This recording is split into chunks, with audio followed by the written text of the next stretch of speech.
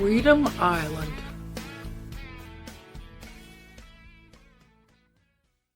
So it's been a real good day in some ways and a real hard day in other ways. I think I'd be best off to start with the good parts. Evandro's a lot funnier than what I realized he was. And I hate to think it, but I think maybe because I'm a white person and he's a brown person, I might have thought somehow that he wasn't quite as sharp as I was, or I feel embarrassed I feel that way. But I think I kind of thought that maybe he was like less complicated or not quite had so many layers like that people can have to how they think and how they feel. I think I was kind of assuming that. Because otherwise, why would I be so surprised? So I feel bad that I'm surprised that he is more smart and more funny than what I realized. Part of how that came out is when we walked over to the grocery store, he had said that the two of us should go together because it would be safer. And I didn't look down on him that he wanted a woman to go with him for company. I've lived most of my life places where man, woman, dog, or cat, you're better off with two than one. So I didn't really think nothing of it. But I realize now he was kidding. The more I talk to him, I realize he's got different faces that I don't understand his face. And I can't tell if that's because he's from Belize and it's different there. Because, I don't know anybody from there. I didn't even know where it was till he told me. So I don't know whether that's what it is or whether it doesn't have nothing to do with where he grew up and it's just how he is. And I haven't known him long enough to know anything really. But I can tell already, I'm looking at his face and I'm thinking he's thinking one thing or he's going to do such and such. And that's not what he's thinking or feeling or going to do. I can't tell what his face is saying.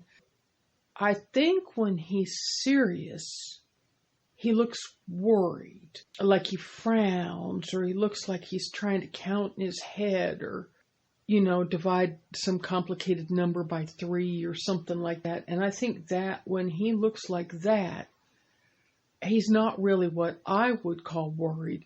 He's just being serious. And when he's got what I think is a serious face, he is teasing me. That's his joking around face. When he is funning you, he talks quieter, which is the same as what men are like where I'm from. The part of Indianapolis where I'm from, all the men, or at least their dad or their grandpa, all came up from either Kentucky, West Virginia, Pennsylvania, where the coal mines are, that part, not where the Liberty Bell part is. And it's different mountains, I know, and kind of stretched out there, but those men from the mountain places that came up to work in the factories, like in Indianapolis or Akron, Ohio, places like that, Youngstown, Pittsburgh, places like that, those mountain men, they're the same way, like my uncles, and not the Uncle Boys, he's horrible, but the nice ones and cousins and stuff. The more they're messing with you, the more serious their face is, and also the more quieter they talk.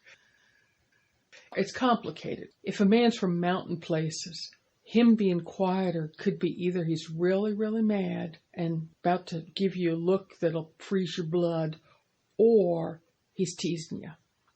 Which is part of their joke, right? Is they make you think they're mad and they're messing with you. So I don't know about the face part yet with Evandro, but I think he might do the same thing as the men that I grew up with. When he's messing with me, he talks more quiet. He's got serious face, quiet voice, so I think here he is serious. But no, he's worried face means serious, straight face like serious face, and quiet face means he's messing with me. It turns out it was good for the two of us to go to this grocery store together. The neighborhood was kind of iffy, which I'll tell you in a minute more about that. But the reason why he really wanted the two of us should go to was not protect him from the bad guys, which I thought he was just being brave to admit, but because it takes two people to carry the groceries back. And that's because you have to walk. And this is where we get to the iffy part. You have to walk because the area where the bus would pick you up is not safe. It'd be all right if you could get the bus right outside the grocery store. And they could be looking out the store at you. And muggers and crazy people and people on drugs and all this wouldn't be just right there. But they don't want that. The city, there's not very many places to park right round there. And they don't want the bus stop shelter. They feel like that would take up a parking space or two because people couldn't get out on the passenger side and so on. And they'd be in the bus lane and all that.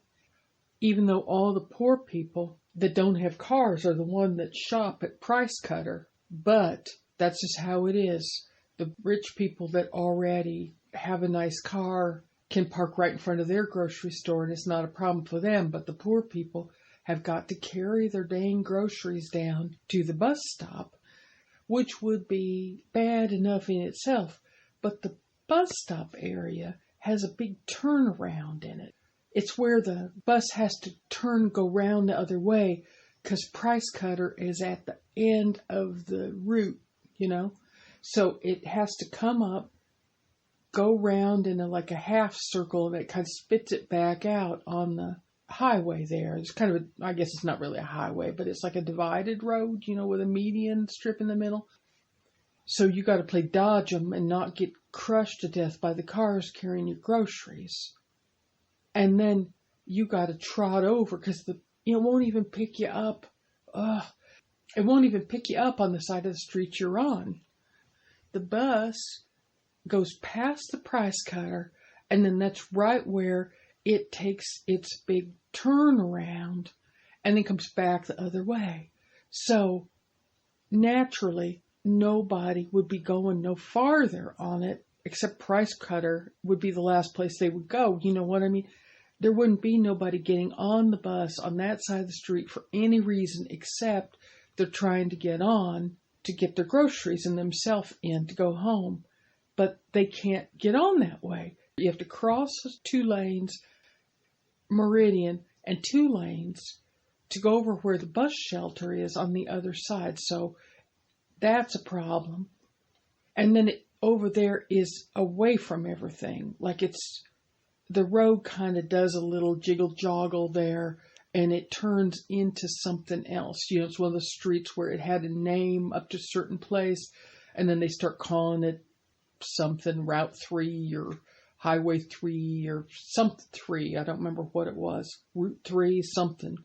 Sometimes when the road goes from like one part of a city or one part of an area and the people who are on that side of the line take care of the road one way, and then where that dividing line is, that invisible line, the road's different going on the other side. Like sometimes the road's wider or it don't have no bicycle lane on it. Like one side it has one and the other side it don't have one. Or one side they pave it smooth and one side they pave it with that gritty kind of asphalt. You know what I mean? It divides off. So that's right where the Price Cutter is. So the road's all weird up there anyway. And maybe that's why there ain't nothing around there. I don't know. So you got to get your bags. If you theoretically was going to try to go over to that bus shelter, Evandro was saying, not only is it hard to carry all your things across 4 lanes of traffic and then with this swirl around, and of course the bus is going around to reverse. And then there's all kinds of people that are mad because they didn't realize that the road was going to divide and change right there. So you can't turn left like when you get up there, and people don't know it, even though there's one of them big not meridian, what do you call that? That's the thing that goes up in the middle. Well, like a barrier, like with that metal flat stuff that signs is on that's got the holes punched up it, and then they got those reflector things and little diamond signs saying no throughway and things like that on the left side. But people, I guess, are just, I don't know what they're thinking about their music they got on their iPod, or I don't know what they're going to have for supper, something. They're not looking when they drive, so then they don't see all those signs and stuff. So then they're mad. So half the traffic up there is people trying to turn around, and there ain't nowhere to turn around because they're on the wrong side of the meridian, and there's no way to go around because the bus turnaround's up there. So everybody's in a bad mood anyways up there. And then Evandra says that's why all the trouble people are over at that bus stop, is because you can't be seen from the grocery store.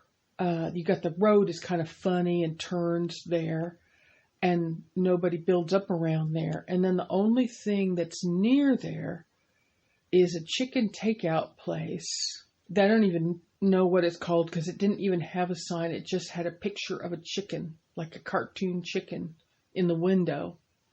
You could see right there that people was doing drug deals in the parking lot, just not even pretending like they weren't doing it. I mean, just had their car parked at an angle, not even like in a regular parking space, just diagonal like. And then people was driving up to this car, you know, so that both sides of the driver, like you're going to drive by somebody you know and talk to them, you know, and doing that. And here's this guy just sitting there. I don't even know what kind of drugs it was, but whatever it was, they made it quick. And I don't know if they had Venmo or what they had, but boom, boom, boom. I mean, I'm joking. I guess it was cash probably, but it was almost like a drive-in window and no chicken. I mean, theoretically that was a chicken restaurant, but I didn't see nobody coming in there to get anything like chicken. The lights were on in there, and there was people walking around in there, and I assumed they were the people that worked there. And I thought, well, obviously they know what's going on out here, and the police know it. So where am I at? The people are just selling drugs, one car to another, right in the middle of a chicken takeout parking lot. And nobody notices and nobody says nothing about it. The weirdest part of the whole bus thing is that there was 2 bus shelters that looked exactly like with the bus colors for the city, same size, looked like they were made about the same time, but one of them wasn't a bus stop and the other one was. No sign, no clue, no nothing. You had to know which one was and which one wasn't. And I said, Evandro, why is there 2? And he said the other bus used to run, and they got rid of that bus, and now they have a different bus that goes. And when they changed the bus, they changed the path. And he was taking his finger and kind of showing it in the air. And I said, yeah, like the route where it goes around. And he said, exactly. He said, there was a bus 8, and it used to use that one. And he pointed to the one that was to the left. And then he said, and now the bus is, and he was looking in his mind for the number. And you could see he drew blank. He couldn't get the word. So after a second, he took his hands, and I realized now what he was doing was he was making a 10, and then he was making a 1, you know, so he showed me all his hand, you know, his hands, palms was toward me, and then he showed me like a 1, like we're number 1, and I didn't understand what he was trying to tell me, because I didn't realize it was a number he was trying to tell me.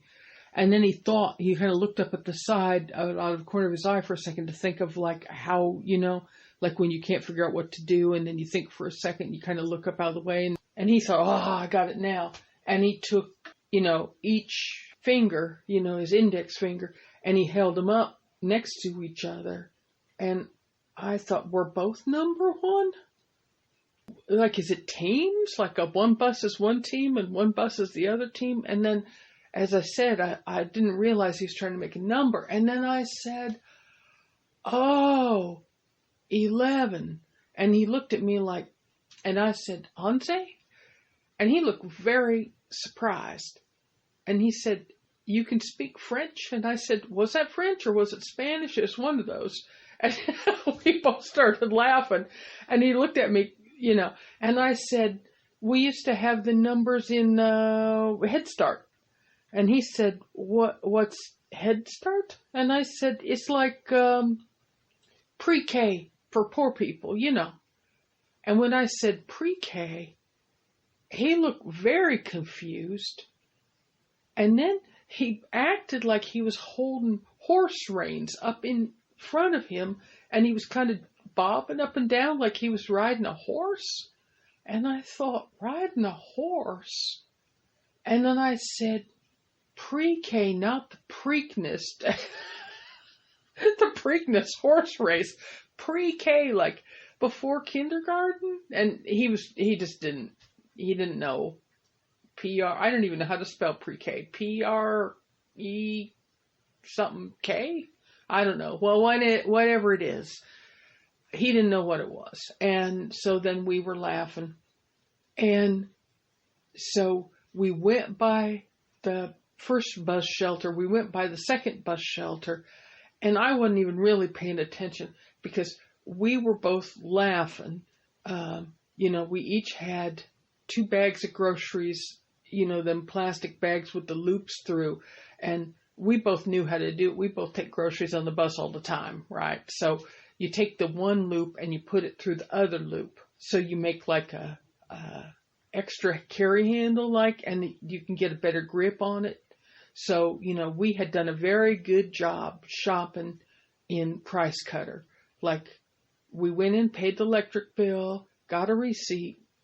Then we divided up what we were going to get, and we went in our aisles, and we both got the things we were supposed to get on our list, and we met up at the checkout thing, and then we each put in half the money and got the bags together, and he took the heavier ones, which was nice of him, and he gave me the lighter ones, which was sweet, I thought.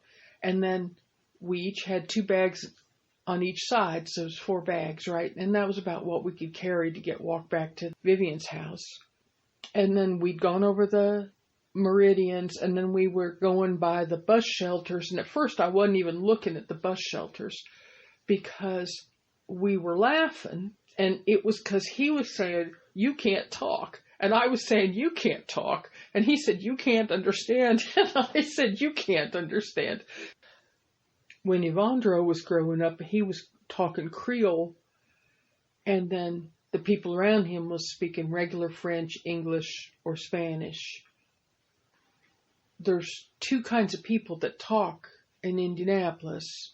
And one talked Indiana, I guess. I don't know what you would call it. And then one was talking more from where I'm from. That was the mountain people that came up to work, that used to work in the coal mines and used to work in the tobacco fields and so on, or barns, Not too many worked in the fields anymore, but there was used to be a lot of tobacco processors down there. And that's what my family all did. They worked in them warehouses and stuff where they dry the tobacco and roll it and make it into cigarettes and all that stuff. R.J. Reynolds and all that.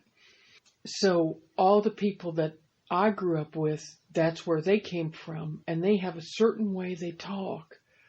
And if you're from Indianapolis, people can just tell, bang, they can just tell the minute you open your mouth. I don't care how nice your clothes is, or you got a good car, or you got your hair cut, at the expensive place, or as soon as you open your mouth, they can tell where you're from what you say.